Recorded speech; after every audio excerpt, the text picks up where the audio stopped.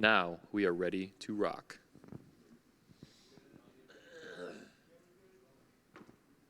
No, hang on a sec.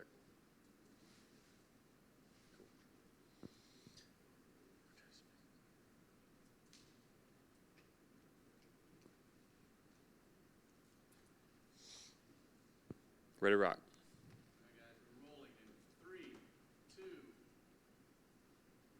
And welcome back to the 21 Convention 2020 of Orlando, Florida, being held for the first time in history at the first ever 21 Summit. Our next speaker is a very good friend of mine, a frequent panelist in the Redman Group, and host on the occasional Red Line on the Redman Group as well. He's also a returning speaker to the 21 Convention. He spoke for his first time last year 3 times at the Patriarch Edition in 2019, in Poland at the 21 Convention, and again in the fall. He's now returning for his 4th speech at the 21 Convention. He's the founder of the Man Mindset. He's a tough motherfucker. He'll be tough on you, he's gonna be hard on you, but you can take it, including the people at home. So without further ado, please help me welcome back to the 21 Convention stage, Steve the Dean Williams. Thank you, sir. Appreciate you. Good guess. Oh, wait, I'm like, give me the microphone. good, Yeah, man. shit. A2. How's everybody doing today? See, how is everybody doing today? Y'all got to learn how to speak the fuck up when someone's talking to you, because if someone's talking to you, you got to come with some authority, like you know what the fuck you're talking about. That's some of the problems that we're having today. When somebody's talking to you, you got to bring it from within. If someone's asking you how you doing, you tell them how the fuck you doing. So how the fuck are you doing? Good. All right, that's motherfucking better. One thing I always want to tell you guys is before we start this, don't listen to the message, okay? Don't listen to the message. Become the message, okay? I'm just giving you something. I want each and every one of you to take that something and grow and use it into your life to become better men. You see, gentlemen, I always tell you to do your homework. It's important to do your homework. Oh, wait, let me go back. Oh, there we go. Oh, wait, there we go. There we go. It's important to do your homework. Because you have to learn that history always repeats itself, and that's why I want y'all to write this down and do your homework. Because one thing I always tell you, even when I go on my shows on YouTube, don't fucking believe me. Because you don't know me. You don't know shit about me. Don't believe anything I say. Find out for your fucking selves, okay? That's how men do it. We just don't take things in blindly. You know, Newton said this thing, we only know is a drop. What we know is a drop. But what we don't know is an ocean. And you see, the problem is, a lot of men today will take drops of information that they hear on YouTube, and they will make it fact. They will make it seem like the person that's saying it is telling you a truth beyond any other truth out there. And what you guys don't know is that, like I said, history always finds a way to repeat itself. Did you know your predecessors 2 decades ago, some 3, I think Ross Jeffries was in 89 with Speed Seduction, so it goes back. But I'm only going to take you back 2 decades ago. Because 2 decades ago, history, what you are seeing now has already happened. And that's why I tell you to do your homework to see why it happened. Okay? People are going to take another man's information and make it his truth. 20 years ago, I've been doing this shit for like over 30 years, guys. I'm not a part of a manosphere, not a pill. I'm just a motherfucking man teaching men how to be men. But 20 years ago, they were doing this. This was manhood 20 years ago. Telling young boys your age to wear makeup, eyeliner, boas, goggles, lie to women, all this stuff just for a piece of pussy or getting close to a piece of pussy. 20 years ago, this is how you had to dress if you wanted to get a woman her attention. If you wanted to get a one-night lay, they called it. 20 years ago. Why am I telling you this? 20 years ago, these young men ran away from their fucking name. I always tell people all the time, you don't know how your ancestors got you here. Some of you came in above the boat. Some of us came below the boat. But the one thing our ancestors did, your ancestors and mine, regardless of how you came here, is that they knew their name. They knew the importance of their name. And no matter what was going on, they would tell and pass that information on to their sons to be proud of who you are. 20 years ago, they said, fuck your last name. Change it to P-U-A. Get your last name. Just get rid of your last name. Add P-U-A to your name so you can become part of us. They taught tactics, invisible card trick, all these kind of tricks and gimmicks, and they also created communities called layers. Now make sure y'all look that up, layer. Again, don't fucking believe what I'm saying. I want you to see it for yourself. You see, a layer, gentlemen, was a place where men got together to pass fucking recipes around on how to manipulate women. 20 years ago. And here's the thing, guys, women didn't know about that shit. There was no MGTOW back then, no purpose, no fucking hypergamy. There was none of that shit back then. Because these motherfuckers was living high off the horse. They were manipulating women. Women didn't even know what was going on until, I think it was August 8th, 2007, where VH1 released The Pickup Artist. That's when shit turned around. If you notice, after 2007, all of a sudden, oh, we become the victims now. You know, they created the Frankenstein, but then now, once the Frankenstein's out in town fucking shit up, they're the first ones bitching and stuff. But they were created communities, okay? Very important to see. They taught you how to think by telling you their thoughts and doing whatever they can to make you believe that those thoughts were real and true.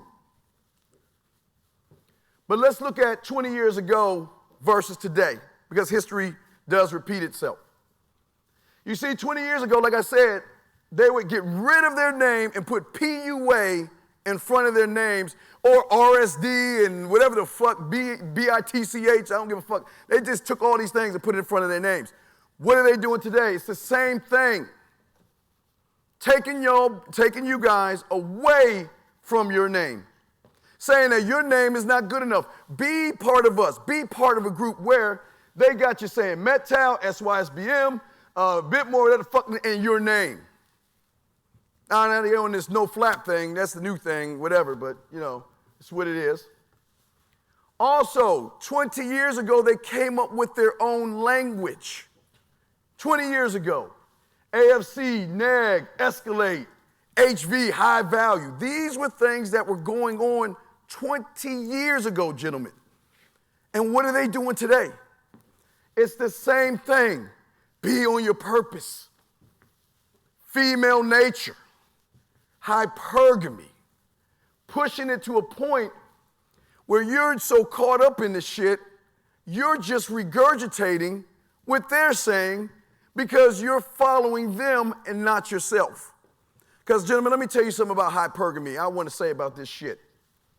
I've been in the game for a long motherfucking time, man. I slaying dragons since I was, well, not really 9, but I was in the bed with a chick at 9 and just couldn't get my dick hard to fuck, but that's here nor there. But I've been in this game for a long motherfucking time. There's never been a word hypergamy because the game is not about women. It's never been about women. Fuck them. It's never been about them. I don't give a fuck if she's going up, down, left, or right. The fuck does it got to do with me? As long as she's going up, down, left, or right on my dick, I don't give a fuck. Fuck her. I don't care. But what they do is they, again, 1979, look it up. Scared Straight. Write that down because I want you to do your history. 1979, right, Scared Straight. And look at the premise of Scared Straight. It was to take some boys who were a bunch of knuckleheads into the jail system where the convicts scared those motherfuckers to be good little kids. It's the same thing. All these things have one thing in common, and that is to scare you motherfuckers off from something that ain't even the game. about women. Y'all, they got y'all scared that a woman's gonna go up, down, left, or right. She's got every right to do that. Like Coach Greg Adams was telling you. Look, these women gonna fuck y'all over. He's right.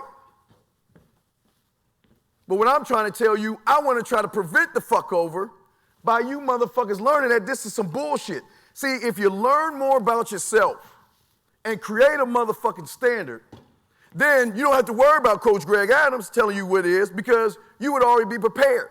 But because a lot of you are not prepared, you got a great man like Coach Adams, Bulldog. You got a lot of men here trying to tell you, look, this is where you at, and it's not the woman's fault. Stop blaming these bitches for shit. Stop getting mad at women for shit. Woman's gonna do what you allow her to do. And I always say, if your pussy is tighter than hers, she gonna treat you like a bitch. That's it. That's the truth. Fuck what she's saying, fuck her thoughts, because it's always gonna be about me. 20 years ago, the tactics, lying to women, pickup lines, indirect game, NLP, tricks, gimmicks, magic trick. This was 20 years ago, gentlemen. 20 years ago. Do your fucking homework and look that shit up. But what are they doing today? Tactics, indirect game, lie to women, fuck her till she falls to fucking sleep and all this other stupid ass shit. Indirect, being indirect. Show me an indirect line and I'll quit this motherfucker. Show me a lion that's in the Serengeti, walks up to the zebra and says, you know what, will you jump in my mouth, please? Because I have to wait for you to choose me because some YouTuber said that men have to wait for a woman to choose them. Think about that shit.